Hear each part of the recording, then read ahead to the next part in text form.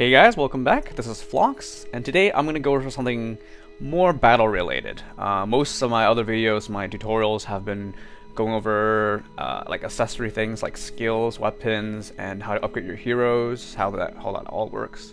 But today it's going to be more about the actual gameplay. But first of all, I want to mention your main. So there actually is such a thing as setting a main hero for your account. If you look at the top left of the screen right now, you'll see my character card. If you tap it, then you see my player info. You'll see a portrait of Hikari. That's because my main hero at the moment is set for Hikari. If you go to the hero management page, you'll see next to the return button on the bottom, there's a main button. If you click that, you can pick any of the heroes that you currently own, and you can set them as your main hero. What this does is when your friends scroll through you on their friend list, they'll see your icon change. They'll see the portrait change to whatever hero you pick. But more importantly, when you go to a fight, when you go questing, on the right side of the screen, when you're setting up your party, you have your filters. You have all melee, range, support, and friend. Click on friend, and you'll see this is your list of friends that you have. And more importantly, their main hero. Now, why it's important is whatever your main hero you select is going to be the hero that your friends can borrow to use. So if your friends need you, I don't know, if they're missing, say, a good healer or a good priest, and you happen to have one, then you can be a friend and lend them, so to speak, your priest by setting your main hero as your priest. And then when they refresh their friend list and when they look through the support page, they should see your name, and then they should see your priest underneath. And then you can just borrow them and then slot them into your team. Like, there you go. The name's cut off. I can't see that guy's name. Yeah, I'm using this person's Leon, for instance. So that's the significance of having a main hero selected. Honestly, for you personally, it doesn't really benefit you. It just changes what your icon looks like to you. So beyond that, it's just, yeah. But I mean, if your friends need something, then you can help them out. Now, the other thing I want to talk about are leaders. Leaders actually do have a large impact on your game. I'm gonna actually do let's do a faster run. I don't want to do the boss. Let's just do the boss. Yeah. So let's say, for instance, that let me actually build a team like this. Now, because I want to speed the video up, I'm going to set my Hikari as leader. What you set as your leader in your whatever parties you take to battle, so this includes questing, PvP, and for world boss. So it is important. Oh, and ancient dungeon, I guess. Yeah. So basically, every time you go fighting, you have to set a leader in your party. Your leader will get an increased chance of generating their block because how every second or so you get a new block slotted into your tray. You have a much higher chance of getting a block of your leader than the other two units. So for instance, in this case, I obviously want much more Hikari blocks than any other character. So excuse me. As you can see now, I already have Hikari as SP skill because she's gotten over 5 blocks. So it's a definite noticeable difference, and it does add strategy to the game. It adds depth. So in this case, the reason why I set Hikari as my leader is because I want more for wind arrows. Excuse me. Because I want to blow through these trash mobs faster. She has a piercing weapon. It's actually all her skills pierce because she's an archer. So that's why I can steamroll through these mobs much quicker than if I had a leader on, say, Dart. Because Dart is a gunner. Gunners do not pierce their attacks. So their attacks only hit the first unit that's alive at the front. So, I mean, there's strategies like that. I'll probably show you later on in a raid video when I start doing guides for those. Oh, sorry, not raid, world boss. I got the vocabulary wrong. I actually use a priest leader, and same with ancient dungeons. Actually, for certain dungeons like the gravity dungeons, I actually use a priest leader. This is because I actually want my priest's SP skill. It's important because it's this protection of the goddess that I'm using right now.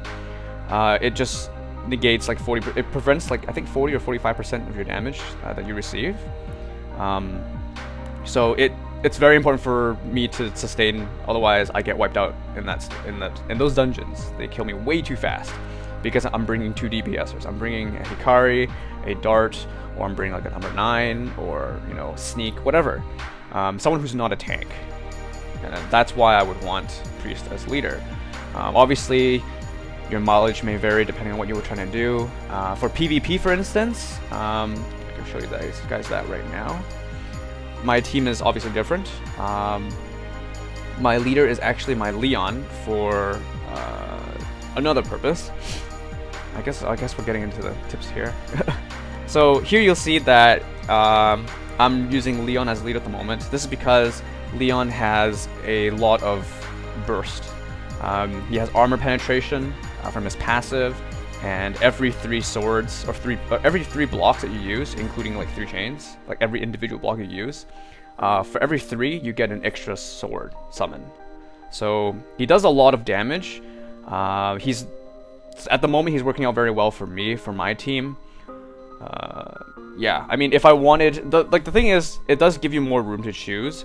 Because my Leon is my leader, I will generally deal much more physical damage than magic damage. Hikari is the only source of magical damage I have here. Yeah, because my priest doesn't actually do much damage. If say the other team had all heavily armored units, so they have a lot of armor, I would actually put my leader as Hikari. That way Hikari can do magic damage, and there won't be as much resistance against her damage that she deals. So, there's subtle strategy like this. I mean, you can get pretty creative, and like I said, this is all probability. Just because you set them as leader doesn't guarantee you that you'll get more blocks of that particular unit.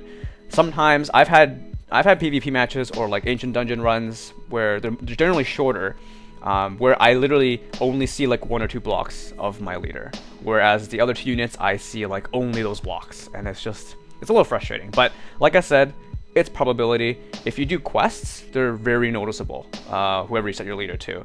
So if you want to speed up your runs, I recommend you not putting your leader as like a healer, because your a healer or a tank actually, because you're gonna get a lot of their blocks, and that means you're not doing much damage. But you will be surviving, I guess. So there's that. Besides that, I think that's it. I just wanted to keep this relatively short. I was talking to some friends, and I realized I didn't ever go over leaders at all, or mains. So this is it. I mean, hopefully this clarifies some things for you guys. If you guys are just starting out, or even if you just didn't know this, then I hope you learned something new then. So yeah, I mean, this game seems very simple on the surface, but there's a lot of depth. Like, you can pick like different leaders will definitely impact your playstyle. Different team compositions. I'll make videos on that later on. And setting your main for your account, so you can help out some friends or show off your units to your friends, whatever it may be. So that's it for now. I don't think I have anything else to cover. Oh, one more quick thing. I almost forgot while we're speaking about leaders. If you look at, I don't think I went over this when I went over skills. Oh, sorry, I should go to the hero management.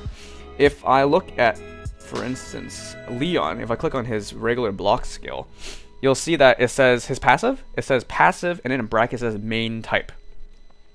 Whereas if I look at someone like Hikari, and I look at her skill, it says passive support type. What this means is, the game suggests that they highly recommend you use Leon as leader when you're using Leon, because his passive is heavily reliant on getting more blocks. So you need a lot of blocks for Leon to trigger his passive, because he actually can't use a passive without blocks. So every 3 blocks, he summons a ultimate holy sword. Obviously, if you generate more blocks for Leon, then he can use that passive way more often, right? So you better make use of Leon, essentially. Whereas Hikari doesn't actually need blocks to use her passive, because every 5th auto attack shoots her wind arrow. It would be better with her as leader, because every single block that you use, or every chain that you use for her, subtracts or they count as 2 auto attacks. That's probably the better way to put it. Counts as 2 auto attacks. So if I use some chain, doesn't matter. I use a block, then she only needs to shoot 3 more auto attacks to trigger her wind arrow.